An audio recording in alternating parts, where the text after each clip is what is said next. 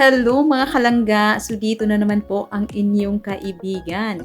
So kung hindi nyo po alam ang inyong kaibigan, so ako nga po pala si Annalyn Barelio bilang isang OFW vlog, tutorial and tips.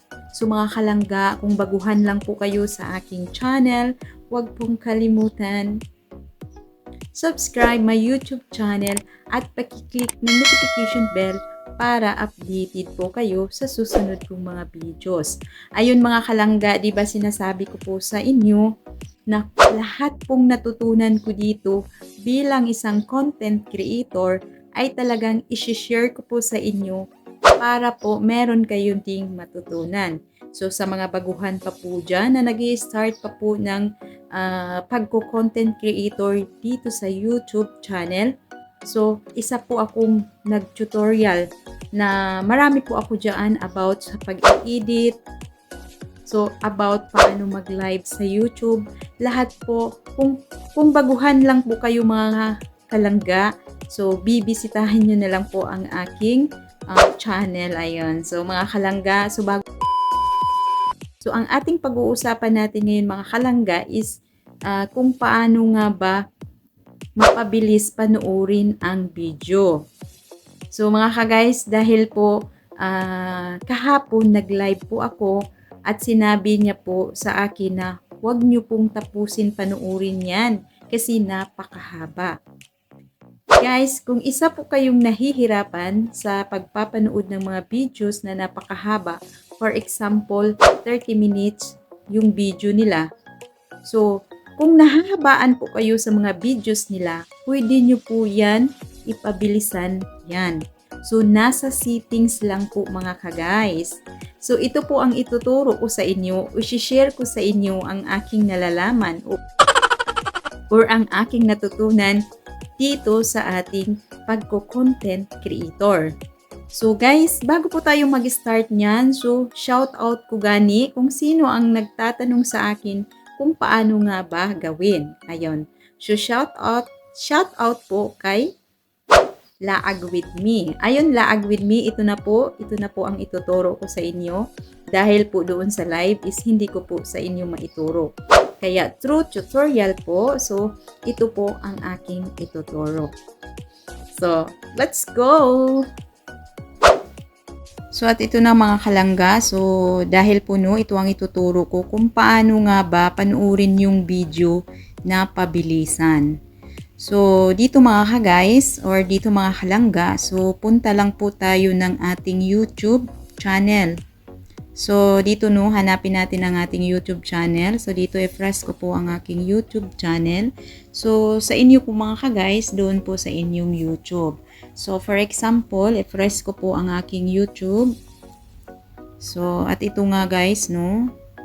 So, makikita nyo ganito mga ka-guys, no. So, ang aking YouTube channel. So, diretso guys. So, makikita nyo yun dyan mga ka-guys.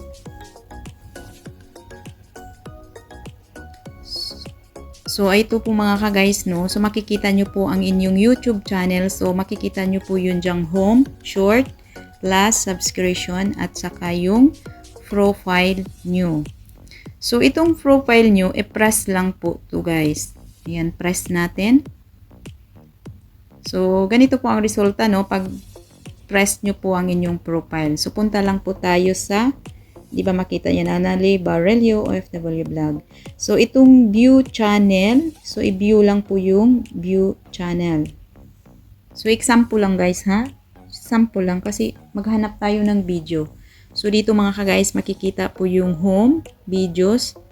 At ito na nga mga ka-guys, no, yung aking profile. So, dito makikita yung home, videos, short, live, at playlist. So, dahil po ay manood tayo na para mapabilisan po ang videos na yan, so dito po tayo sa videos. For example, press natin yung videos. So, ayun. Maghanap po tayo dito guys na mahaba. For example po guys, itong Rexy Eid Street ng Rexos Hotel, mga kaganapan, panuorin hanggang matapos. So, di ba mga ka-guys, 23 minutes and 55 seconds. So, pag ipabilisan natin yan guys, so more than 10 minutes lang po yan yung mapanood. So, for example, no, press natin tong video na ito.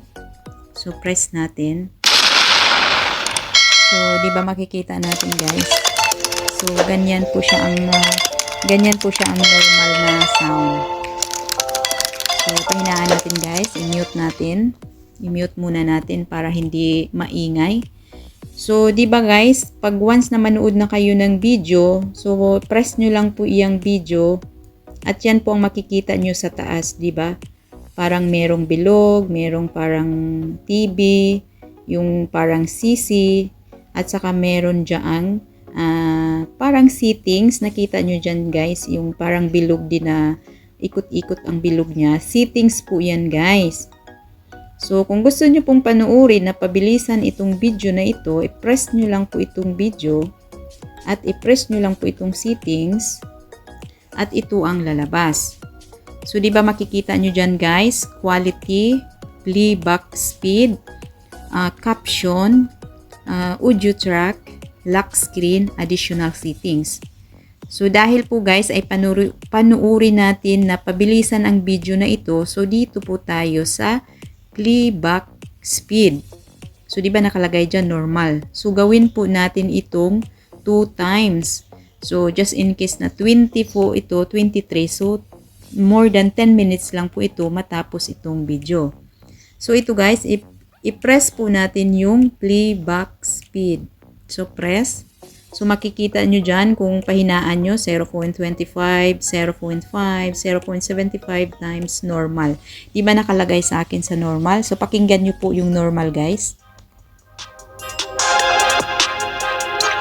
So, di ba yan ang normal? Normal na video. So, kung gusto nyo na sa pabilisan, guys, ito po yung pabilisan. I-press nyo po yung 2 times.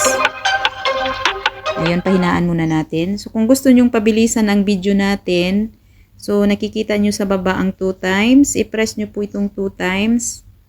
At pakinggan nyo po guys.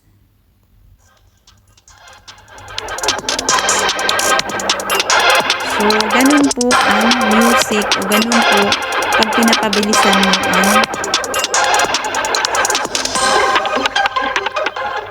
So, di ba mga ka-guys, narinig nyo po kung paano po ang pabilisan ng video sa pagpapanood ng video. Kasi mga ka-guys, lahat po tayo talaga, syempre yung mga baguhan pa po dyan na walang alam o hindi pa po nila alam, syempre, pag once na nagla-live po sila, tapos magsasabi na kung pwede po pa-view ng aking, di ba magbaba sila ng link.